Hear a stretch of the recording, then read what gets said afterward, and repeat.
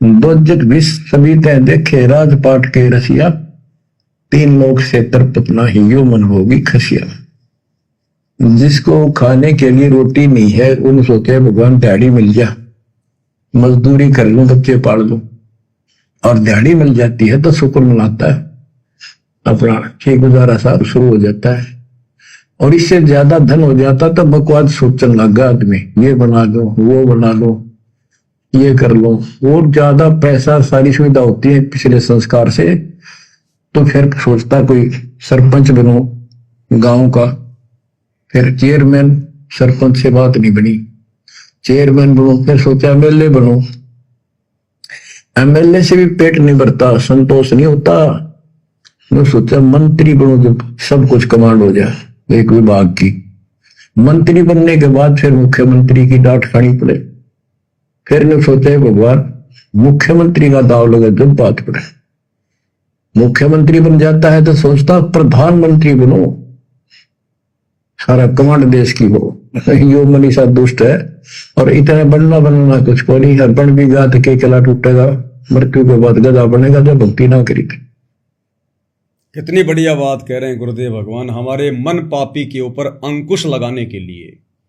इसको कहते हैं सत्संग, जो आत्मा के ऊपर चोट करे, जो हमारी इच्छाओं को समाप्त कर दे। सतगुरु मिले तो इच्छा मेटे, पद मिल पदे समाना। क्या कह रहे हैं परमात्मा? माया भक्ति नहीं करने देगी, माया भक्ति वही करने देगी जो माया सतगुरु देगा। भगत यदि अपने प्रयत्नों से माया इकट्ठी करने का प्रयास करेगा तो माया तो इकट्ठी वो कर लेगा, लेकिन फिर वो माया उसके लिए जी का जंजाल बन जाएगी, वो माया उसे भक्ति नहीं करने देगी। मन में कोई न कोई वो तरंग उठा के रखेगी। वहां प्लाट सस्ता मिल रहा है, अभी तो पैसे भी हैं अपने पास में, प्लाट ले लिया, फिर सोचा यार प्लाट पे कोई कब्जा ना कर ले, इसके 4-4 फुट की बाउंड्री तो करवा ही देता हूं। बाउंड्री करवा लेगा, सोचा यार कभी कभी इधर आना होगा तो बैठूंगा कहां, एक मकान तो कोने में बनवा ही लेता हूं। वो मकान का काम छेड़ देगा, फिर सोचा मकान तो बनवा ही लिया, अब आगे एक बरामदा लगाना और एक आगे और लगवाना है। ये मन टिकने नहीं देगा, पूरा तैयार करवाएगा उसको। तो माया यदि भगत अपने प्रयत्नों से जोड़ने का प्रयास करेगा तो वो माया उसे दुखी करेगी। कोई रिश्तेदार ले जाएगा मीठी मीठी बातें बोल के, और फिर टाइम पे तो आजकल कोई देता ही नहीं, और कई तो ऐसे हैं कि नहीं है मेरे पास, जा तू क्या कर लेगा। अब वो भगत क्या कर लेगा, फिर क्या कर लेगा, लड़ाई झगड़ा करेगा तो तेरे से भक्ति नहीं बन पाएगी। और जब तक वो पैसा तेरे घर में वापस नहीं आ जाएगा तब तक तेरे मन में शांति नहीं आएगी। जब भी सुमरण करने बैठेगा बार बार तुझे वही रिश्तेदार याद आएगा, खा गया पैसे, खा गया पैसे, कब देगा पैसे, कब देगा पैसे। ओली भक्ति, मुकदमेबाजी हो गई तो वैसे गया काम से, गुरु की मर्यादाओं से। तो अपने खुद के प्रयत्नों से भगत यदि उपदेश लेने के बाद में माया इकट्ठी करने की सोचेगा, क्योंकि उपदेश लेने के बाद में परमात्मा के नियम लागू हो जाते हैं कि साईं इतना दीजिए जामे कुटुंब समाओ, हम भी भूखे ना रहे साधु ना भूखा जाए। अगर इस प्रोसीजर में हम चलेंगे तो ही परमात्मा घर में शांति रहने देगा, तभी हमारी भक्ति बनेगी, तभी हम चिंता मुक्त होंगे। नहीं तो 20 प्रकार की टेंशन रहेगी, भक्ति क्या खाक करेंगे हम। और जब सतगुरु अपने भगत को माया देगा, और सतगुरु कब देगा, क्योंकि सतगुरु तो भाई बाणिया है, बाणिया, ये तो व्यापार बहुत अच्छे से करता है परमात्मा। सतगुरु अपने भगत को उस समय माया देगा, अपनी तरफ से उस समय माया देगा जब भगत पहले माया के गुण और अवगुणों से भली भांति परिचित हो जाएगा। यानी भगत को यह तत्व ज्ञान अच्छे से समझ में आ जाएगा कि ये माया तो काल है, काल। परमात्मा ने बताया इस गंदे लोक में सतगुरु के अलावा यहां की मिट्टी भी काल है, मिट्टी भी काल है, सास ससुर भी काल हैं, माता पिता भी काल हैं, जिन्होंने उपदेश नहीं ले रखा, भाई भतीजा सब काल है यहां पर, रिश्तेदार भी काल हैं, गाड़ी घोड़े भी काल हैं। अब अहमदाबाद में वो एरोप्लेन दुर्घटनाग्रस्त हुआ, वो एरोप्लेन 241 लोगों के लिए काल बन गया कि नहीं बन गया? कोई अपनी खुद की गाड़ी में एक्सीडेंट होकर मर जाता है, वो गाड़ी उसके लिए काल बन गई कि नहीं बन गई? कोई रिश्तेदार पैसा ले गया, समय पे दे नहीं रहा, लड़ाई झगड़ा कर रहा है, वो रिश्तेदार तेरी भक्ति में बाधा बना कि नहीं बना? वो काल बन गया कि नहीं बन गया? या वैसे तेरे को डगमग करके ले गया कहीं और, भक्ति तेरे से छुड़वा दी, मर्यादा तोड़वा दी, तेरे लिए काल बन गया कि नहीं बन गया?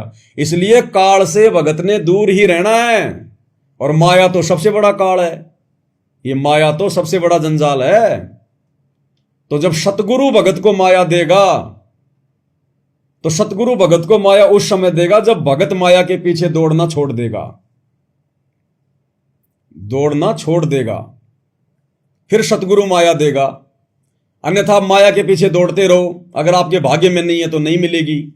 और भक्ति भी कर रहे हो और फिर भी यदि माया प्राप्ति की इच्छा है तो मिलेगी, क्योंकि तुम भक्ति कर रहे हो ना, तो भक्ति का फल गुरुदेव कह रहे हैं, ये भक्ति, ये सतनाम की कमाई, ये तीनों समय की आरती, आप अपने मन में जो भी इच्छा पाल के आप करोगे आपको वही मिलेगा। तो जिन भक्तों के मन में माया प्राप्ति की इच्छा होती है और साथ में गुरु की भक्ति भी कर रहे हैं, तो उनको माया भी मिलेगी, खूब मिलेगी, बढ़िया मकान बना लेंगे, बढ़िया काम धंधा हो जाएगा, लेकिन उनका मोक्ष वाला काम अधूरा रह जाएगा। और वो माया फिर उनके लिए जी का जंजाल बन जाएगी, जी का जंजाल। उस भगत के आसपास भक्ति नहीं है। फिर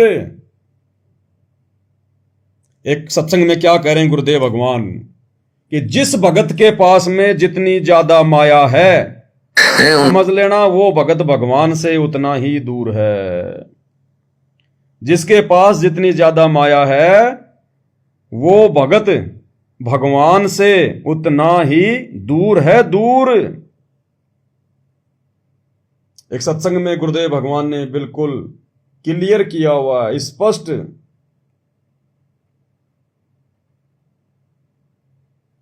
देखो क्या कह रहे हैं गुरुदेव भगवान जी, जिस भगत के पास जितनी ज्यादा माया होगी, समझ लेना वो परमात्मा से उतना ही दूर है। बेशक वो भगत दिखाई दे, गुरुदेव कह रहे हैं बेशक वो भगत दिखाई दे रहा तुम्हें, बहुत मीठा बोल रहा है, बहुत ज्ञान की बात कर रहा है, बड़ा आदीनी भाव दिखा रहा है, लेकिन वो परमात्मा की भक्ति के आसपास भी नहीं है, केवल दिखावा भगत का है। यह सतगुरु के वचन है, क्योंकि सतगुरु अंतर्यामी है। क्या कह रहे हैं गुरुदेव? उसकी पत्नी ने कहा एक दिन के, सेठ जी, उसकी पत्नी ने कहा एक दिन के। किसकी पत्नी ने? नरसी भगत की। यहां पे परमात्मा जिक्र कर रहे हैं उसकी कथा का। वो एक नंबर का जो है वो कंजूस था, क्योंकि माया बहुत थी उसके पास में।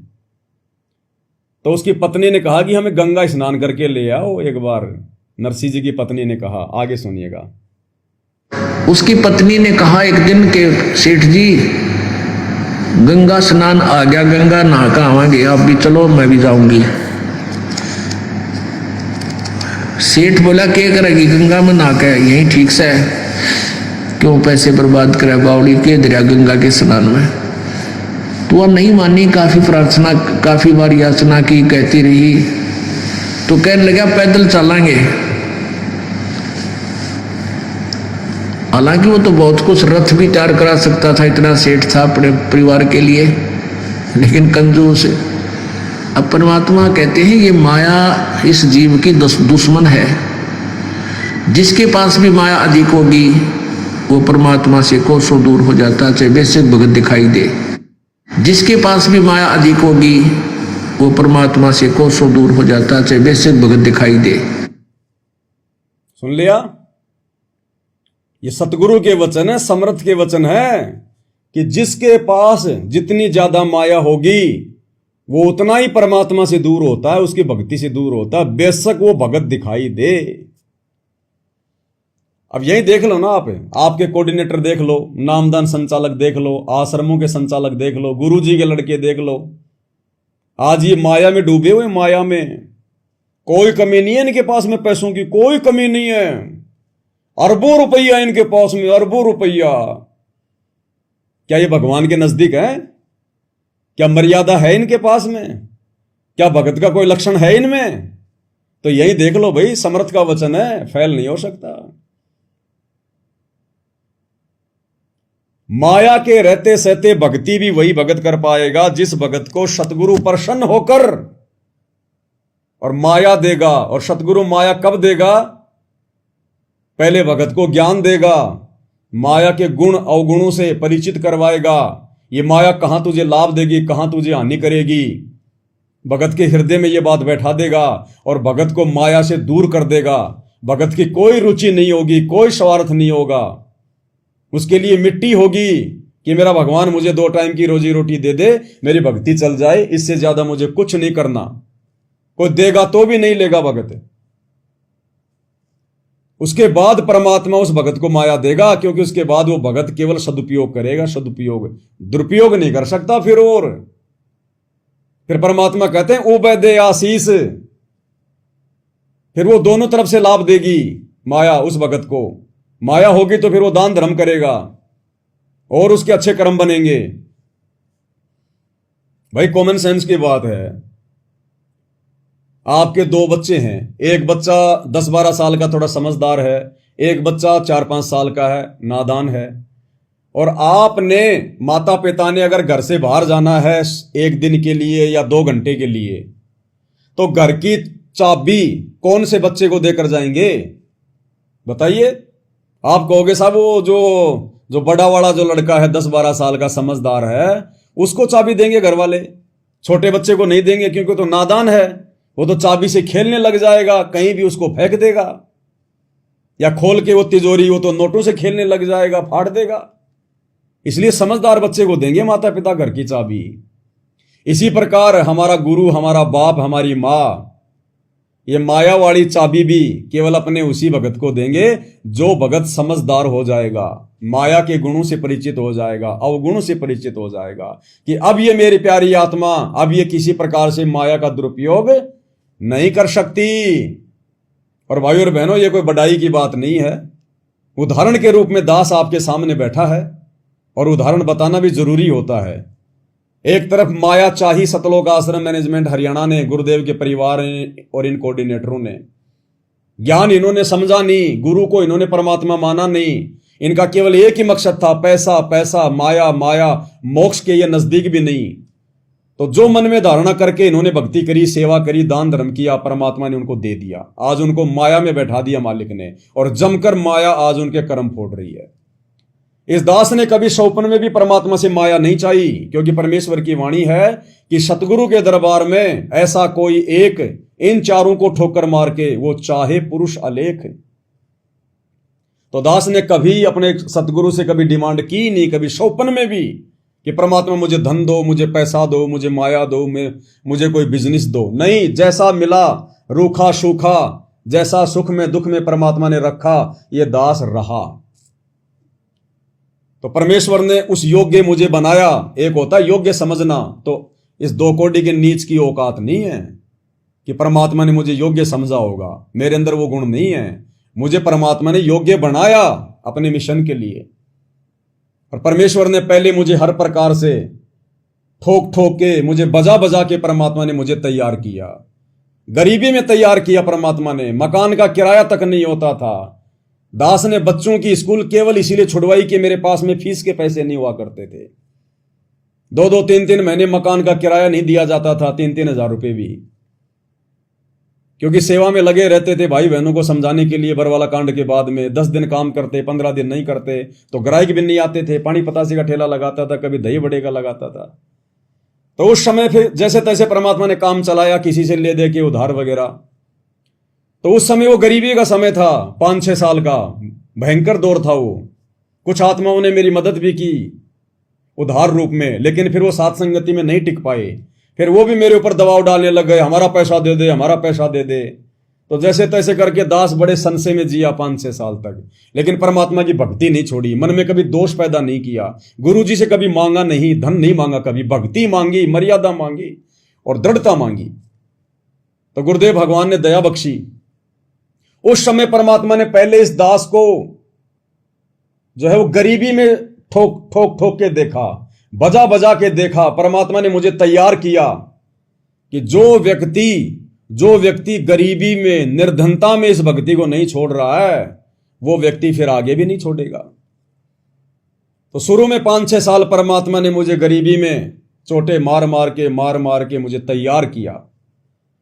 उसके बाद जब सात संगति के वीडियो फैलने लगे, भाई बहनों को सच्चाई समझ में आने लगी, आत्माएं धीरे धीरे सात संगति में आने लगी, सात संगतियां होने लगी, फिर धीरे धीरे परमात्मा के दया से छोटी मोटी सेवा आने लगी, तो सभी भाई बहन जो है बल्कि बढ़ चढ़ के सेवा भी करने लगे, आर्थिक सहयोग भी करने लगे।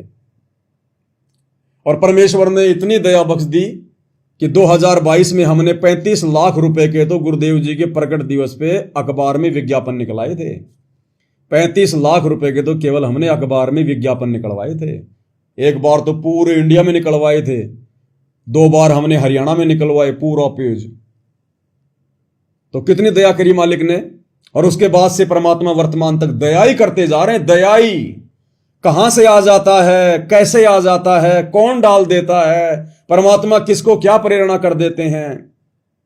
मालिक की दया से छप्पर फाड़ दया, कोई कमी नहीं। हमारे पैसे मैनेजमेंट वाले भी खा गए। बंबई में एक भगत के साथ रहा करता था मैं उस समय, जब ये शंका समाधान की पुस्तकें छपी थी जेल जाने से पहले।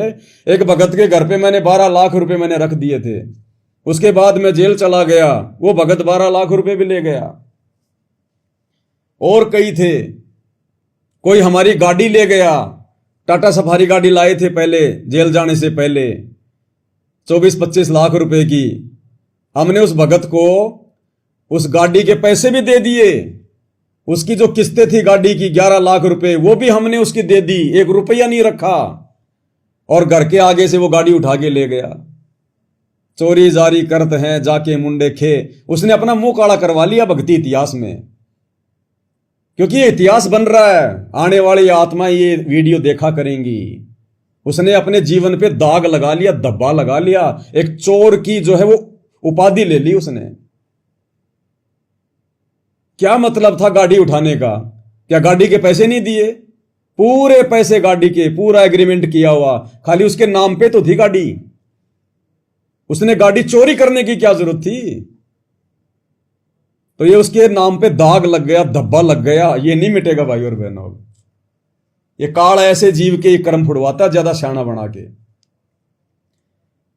उसके बाद मालिक ने दया बख्शी, कोई दिक्कत नहीं भाई, मेरी औकात नहीं है, मैं कुछ नहीं, 2 कोटी का जीव, मुझे कौन देने वाला भैया? मुझे मेरे रिश्तेदार को 1 रुपया नहीं दे। अब ये भगत भाई बहन मुझे क्यों देंगे? कहां कहां से आ रहे हैं, कहां कहां से दे रहे हैं सेवा में। उनको गुरुजी प्रेरणा कर रहे हैं, उनको परमात्मा प्रेरणा करता है, तब वो भाई बहन पैसे निकाल रहे हैं। नहीं कोई 1 रुपया नहीं दे किसी को, 1 रुपया लेके दिखा दो देखे किसी से। डरा धमका के गुरुजी का नाम लेके झूठे आदेश निकाल के तो चाहे तुम लाख भक्तों से ज्योति पाठ का ले लो, जैसे इन आश्रमों में ले रहे हैं। लेकिन ज्ञान आधार के बलबूते पर, अपनी सेवा के बलबूते पर, अपने अच्छे कार्यों के बलबूते पर, गुरुजी पर विश्वास के उस बलबूते पर लेके दिखाओ किसी से पैसे। तो इस पवन दास के ऊपर परमात्मा ने दया बख्शी और आज कई हजारों की संख्या में सत्सेवक भाई बहन इस ज्ञान को समझकर कि हमारी सेवा कहां जा रही है, कहां लग रही है, उनको दिखाई दे रहा है भाई। उनके मन में कोई दोष नहीं, कोई छल नहीं, कोई कपट नहीं, क्योंकि परमात्मा उनको प्रेरणा कर रहे हैं। तो सतगुरु जिनको प्रेरणा करेगा फिर दोष कहां से होगा? और सतगुरु क्यों प्रेरणा कर रहे हैं? क्योंकि सतगुरु ने दास को उसी हिसाब से तैयार किया।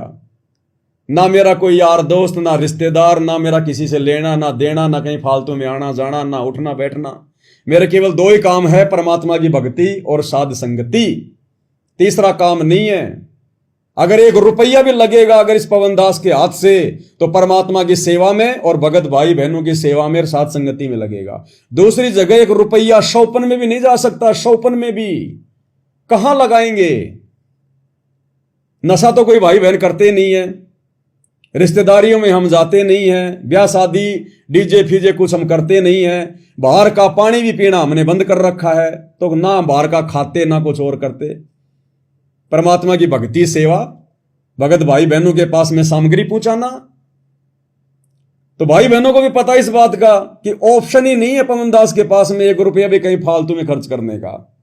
ना हम आश्रम वालों की तरह राजनेताओं के दल्ले कि उनकी रैलियों में जाएंगे, हमें मान बढ़ाई चाहिए कि मुख्यमंत्री साहब मेरे जानकार हैं। ना हम वो करते कोई ठगी, ना हम किसी से ज्योति का पैसा लेते, ना पाठ का पैसा लेते। लेकिन परमात्मा उन आत्माओं में ऐसी प्रेरणा भर देता है, भाई बहन पीछे हटते ही नहीं है, दिल खोल के सेवा करते हैं और सेवा उनकी आंखों के सामने आप जी देख रहे हैं। तो विश्वास है, ये विश्वास किसने पैदा किया? सतगुरुदेव भगवान ने पैदा किया आप आत्माओं के अंदर।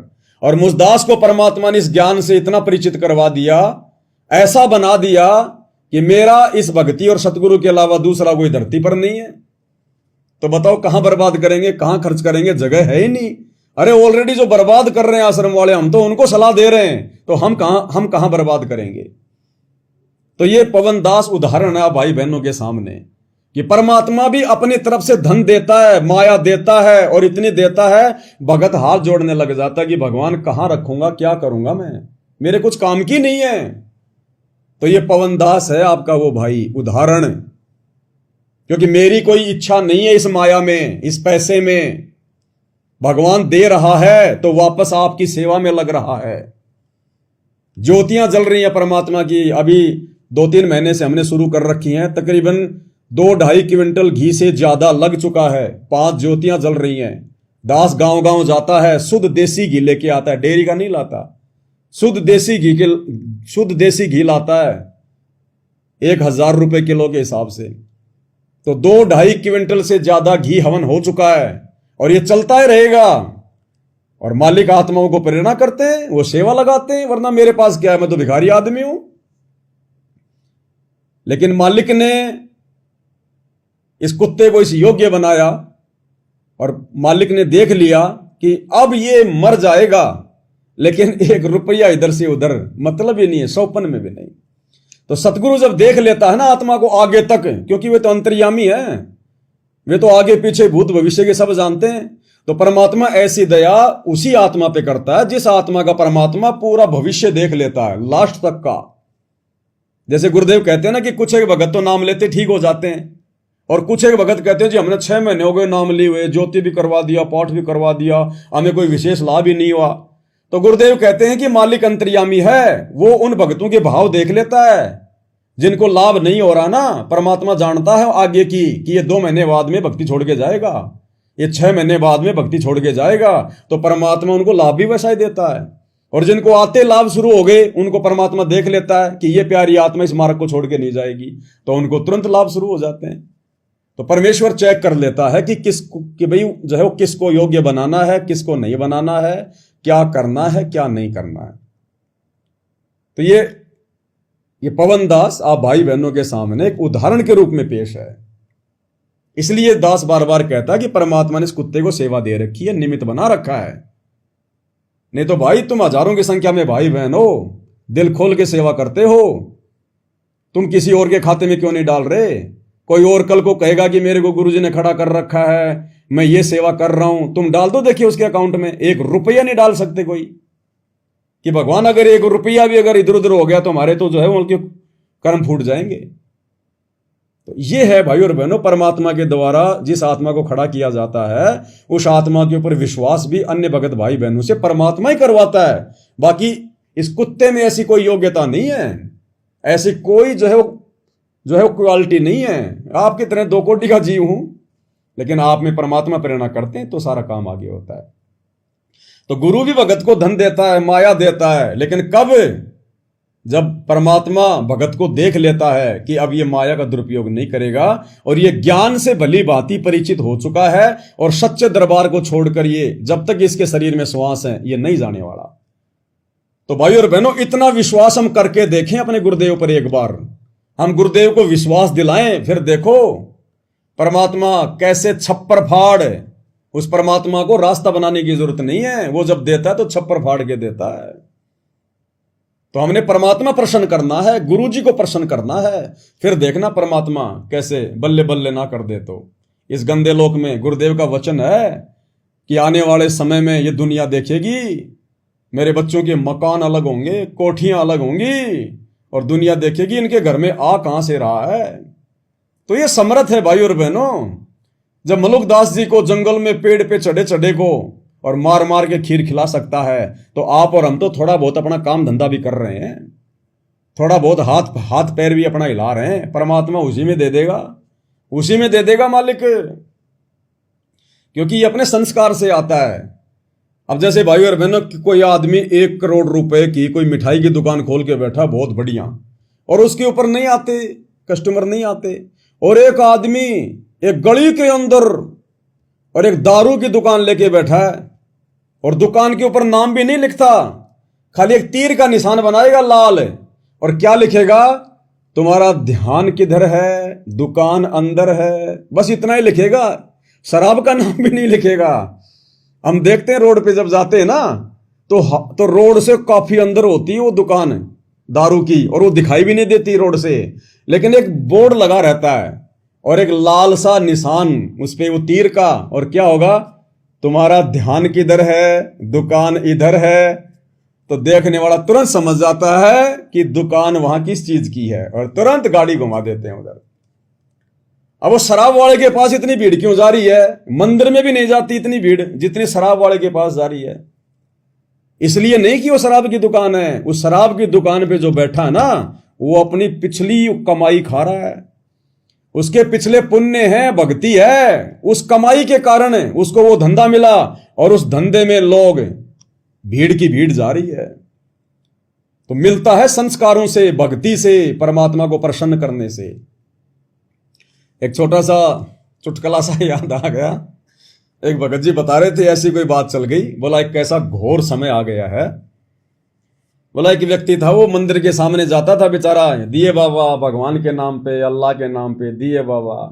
अब मंदिर में जाने वाला कोई 1 रुपया दे दे उसको, कोई 2 रुपया दे दे, कोई 5 दे दे, कोई बहुत बड़ा कोई धर्मात्मा। सारा दिन में बेचारा 100-50 रुपए लेके घर जाता, बड़ी मुश्किल से अपना गुजारा करता। ऐसे चलता रहा। एक दिन किसी आदमी ने कहा, रे तुझे यहां कुछ नहीं मिलेगा, अगर तुझे बढ़िया अगर भीख चाहिए ना तो मेरे साथ चल। तो उस आदमी ने उसको दारू के ठेके के आगे बैठा दिया, और बस यूं हाथ करके बैठ गया। अब उधर तो लोग दारू पी पी के, कोई अद्धा पी रहा, कोई पौवा पी रहा, वहीं खा पी के नशे में होके, और जब नीचे आ रहे हैं लड़खड़ाते हुए, और वो बैठा यूं भाई मायूस सा।